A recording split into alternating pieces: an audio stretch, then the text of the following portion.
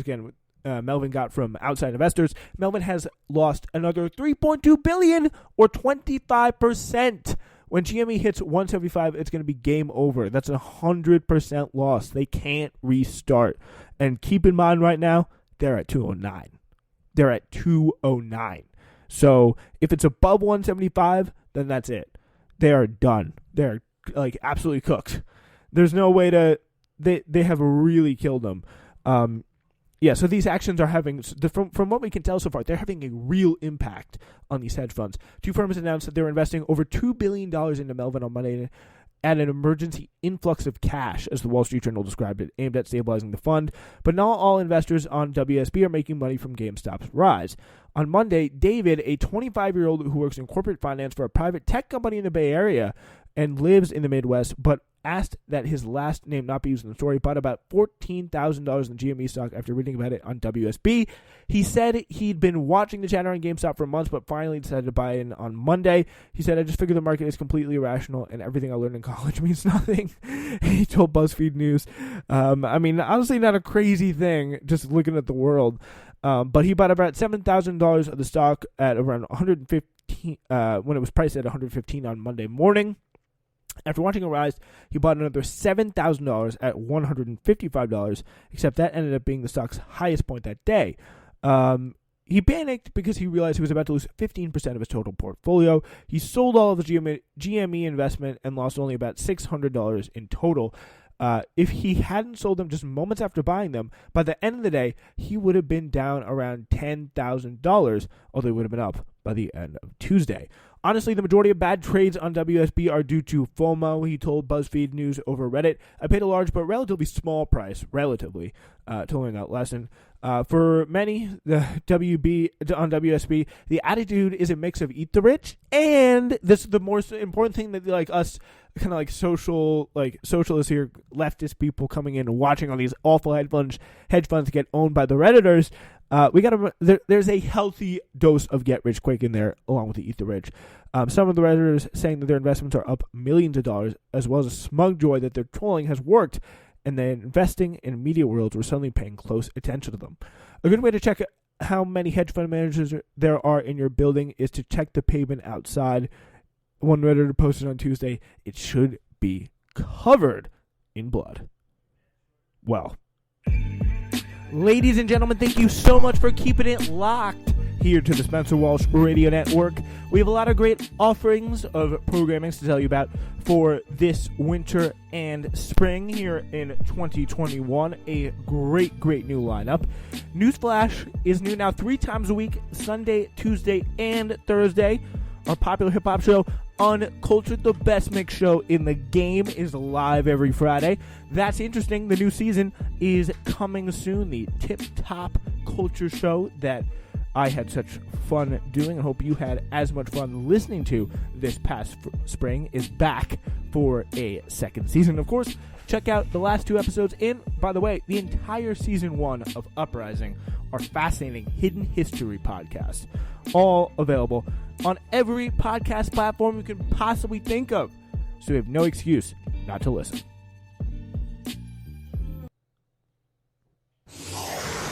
New tonight, we have Marjorie Taylor Greene in a little bit of trouble, indicating support for executing prominent Democrats in 2018 and 2019 before she ran for Congress. So the Republican representative repeatedly indicated support for executing these politicians before, of course, being elected. This is from K-File here, who pretty much, again, is Andrew Kaczynski and M. Steck.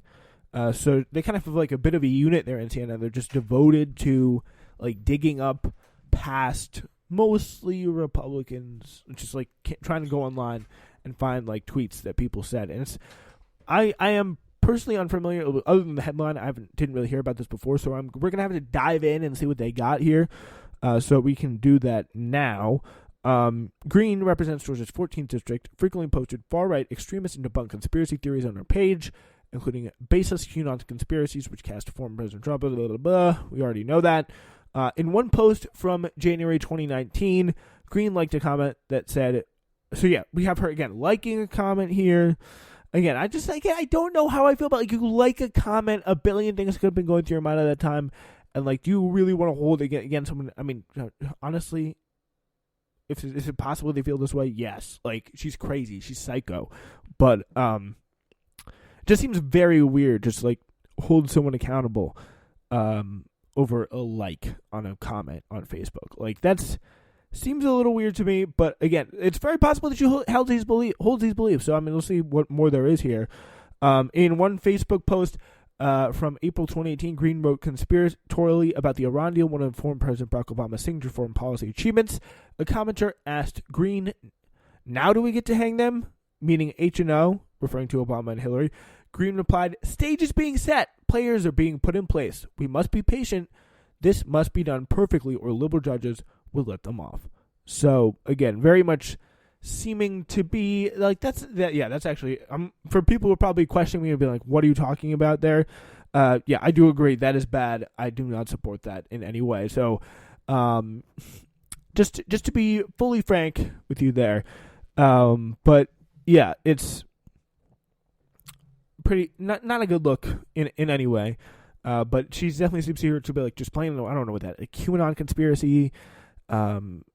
Is it before that? It's just all the right-wing, like, brain worms are going to go tangled up in one big net for me at the moment. So CNN reached out to Greene. Her personal Twitter account posted a statement in which she did not deny she liked the post and replied to comments, but claimed that many people have run her Facebook pages. So Greene did not specify whether she or a member of the team were behind the post reviewed by CNN's K-File. CNN reached out to Pelosi's office for comment multiple times, but did not receive a response. And, of course, she has been in a little bit of trouble because of the fact that she has been pretty much fanning the flames of the Capitol riot. One of the big people, I think she's facing one of those accusations that she was, like, guiding people around the Capitol on these, like, reconnaissance tours. I doubt it's even going to come to anything, but Jimmy Gomez, representative from California in the House, called on Greene to be expelled from the House for her role in the insurrection. Greene condemned the violence at the Capitol and falsely accused Antifa/BLM terrorism and Democratic politicians of stoking the insurrection. So taking the pretty much far right, except for the fact, like, just stopping short, or probably the most crazy position you can take, short of saying that, yes, everything there that happened was good and proper. So, yeah, like, that's probably the most you can do there.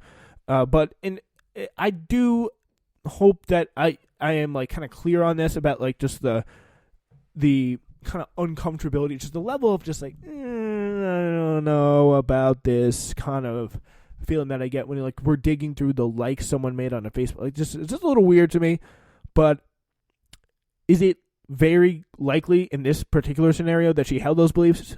Yes, so I'm not really too worn down about it, if you get what I'm saying. But yeah, so Marjorie Taylor Greene in some hot water. We will now switch gears, and we're going to have to talk about a little bit more kind of just unpleasant story. Jeffrey Epstein, a report about him and Leon Black, who is going to be resigning. Interesting story about this kind of relationship. And this is from Matthew Goldstein and Steve Eder. He styled himself as a math whiz and financial doctor to the rich, even though he was a college dropout who had only a brief tenure at a traditional Wall Street firm. It was said his services were available only to billionaires. And by the way, there was like 70 or 80 of them, I believe, at the time, whose affairs he handled mostly from a tropical island hideaway. So what did Jeffrey Epstein do to earn hundreds of millions of dollars from a handful of wealthy clients like private equity billionaire Leon Black? The answer? Help rich people pay less in taxes. Okay. Not the... I don't, this is, again, I'm going to stick by this reporting here from the New York Times, but see where it leads. But I did think that probably a lot of other people had another activity, maybe something he may have been doing at the Hideaway Island, in mind.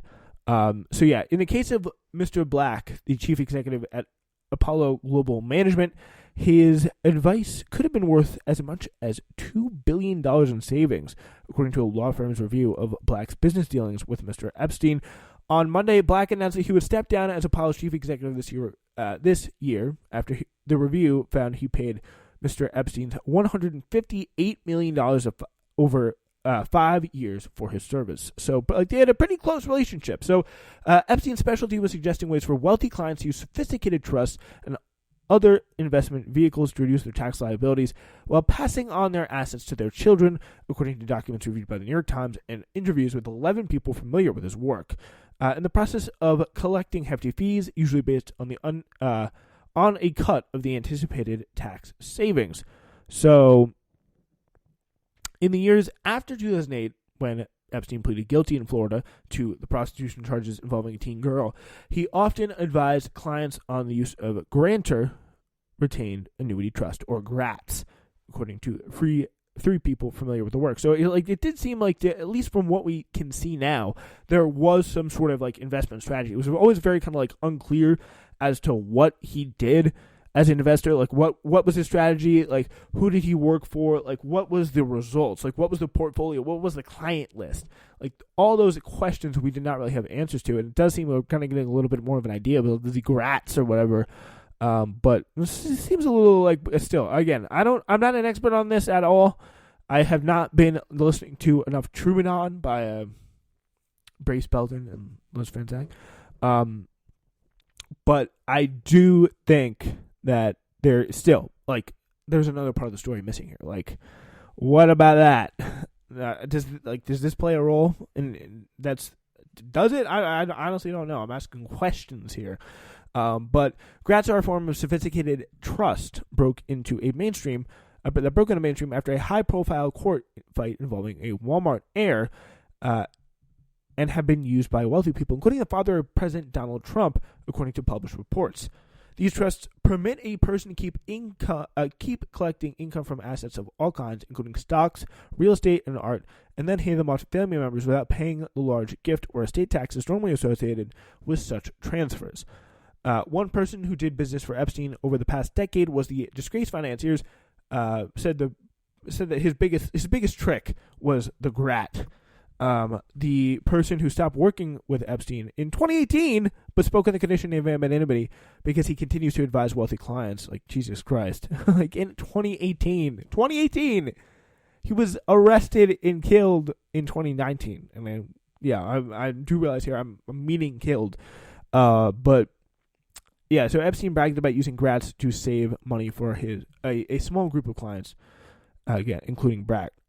So, in Black's case, according to the review by the law firm Deschert, the savings were enormous, about $1 billion for a single GRAT. Pretty insane. Epstein's detection was of a problem in the trust set up in 2006, and his proposed solution was the most valuable piece of work that he performed, the report said. Outside legal counsel described the solution as a grand slam, according to the Deschert report, which was commissioned at Mr. Black's request after the Times reported in October that he had paid Epstein at least $75 million in fees. So, yeah, you get that $1 billion back, but $75 million going right in the pocket of a pedophile. The Deschert report, 22 double-spaced pages delivered to Apollo's board, cleared Black of any wrongdoing, but he said he would step down as chief executive by the time he turned 70 in July. So he's pretty much going to kick his feet back and probably enjoy a nice life doing whatever he did previously, I have to assume. So the report provided no details about the problems with GRAT or Epstein's fix, said William LaPiana, a professor and associate dean at New York Law School, a trust and estates expert. LaPiana said GRATs could provide enormous savings, especially when packed with assets expected to rise sharply in value over time, and a wealthy person would pay dearly for good advice on such trusts. Epstein was compensated for the resolution of the GRAT as part of a GRAT problem as part of a $23.5 million agreement with Black in 2013, according to the report. After that, they entered a series of agreements that netted Epstein more than $100 million more before the two men parted ways in 2018. So, yeah, that's kind of a history of the relationship there that they have, and a very kind of a slippery situation where just none of this is good, and just the fact that we have all this stuff, the fact that the entire Jeffrey Epstein story is just in every single way is a completely unrelenting.